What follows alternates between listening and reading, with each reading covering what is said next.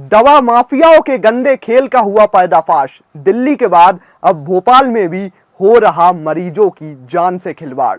दरअसल आज से ठीक 10 दिन पहले खबर प्रधान ने आप सभी लोगों के साथ एक रिपोर्ट को साझा किया था, जिसमें बताया गया था कि कैसे दिल्ली में एक गिरोह कैंसर की 5G दवाई में 5G लेबल चिपकाकर लोगों को बेवकूफ़ बना रहा था और कैंसर की महंगी दवाई को सस्ते में प्रोवाइड कर रहा था। ऐसे में अब एक खबर और निकल कर आ रही है जो इस बात का खुलासा करती है कि आज के समय में इंसान के जान की कोई कीमत नहीं रह गई। सिर्फ स्वार्थ और लालच में आकर मरीजों की दवाई में भी घपला घोटाला किया जा रहा है। खबर तो ये है, एम्स भोपाल में सस्ती दवाओं की खरीदी को लेकर बड़ा खुलासा हुआ है।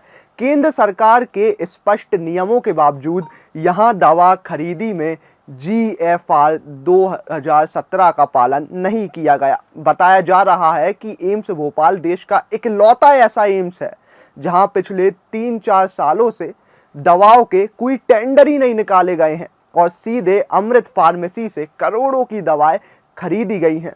पता चला है कि कैंसर की दवा जेमसिटिविन जो बाकी एम्स अस्पतालों में 300 से 400 रुपए में आसानी से मिल जाती है, स्टॉक भी भर के रहता है, वही दवा भोपाल में 2100 रुपए में खरीदी गई। इस गड़बड़ी को लेकर केंद्रीय स्वास्थ्य मंत्रालय को भी लगातार शिकायतें मिल रही थी। 6 महीने में मंत्रालय तक 8 से 10 शिकायतें पहुंची। इनमें से आधी HLL लाइफवेयर लिमिटेड से समाप्त हुए समझौते से जुड़ी थी। शिकायतों के बाद ही गुरुवार की दोपहर करीब 12 बजे केंद्रीय मंत्रालय की टीम जांच के लिए भोपाल एम्स पहुंची। टीम ने डायरेक्टर, डिप्टी डायरेक्टर, एडमिनिस्ट्रेशन और प्रेसिडेंट से करीब 4 घंटे तक पूछताछ की।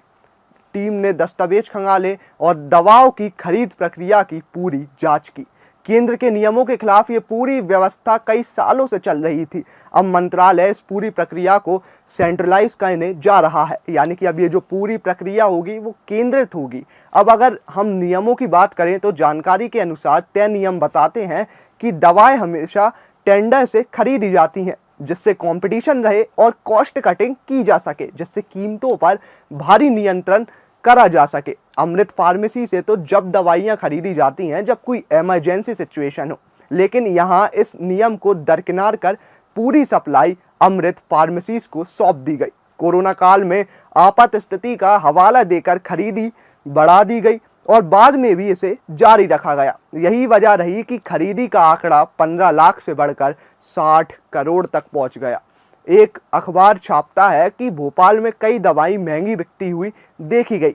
सोचिए, जब दवाइयां महंगी हो जाती हैं तो कुछ गिरोह हरकत में आ जाते हैं और फिर वो लोग 5G दवाइयां बनाते हैं, उसमें 5G लेवल चिपकाते हैं और लोगों की जान के साथ खिलवाड़ करते हैं। एक मरीज जो दवा ठीक होने के लिए लेता है, उसे पता ही नहीं होता कि वो दवा नहीं, जहर ले रहा है। इन माफियों के द्वारा बजाय मर्ज ठीक होने के और बढ़ जाता है और कभी कभी मौत भी बांट दी जाती है। अब देखना होगा सरकार इस पर क्या कार्रवाई करती है, स्वास्थ्य मंत्रालय कब संज्ञान लेता है।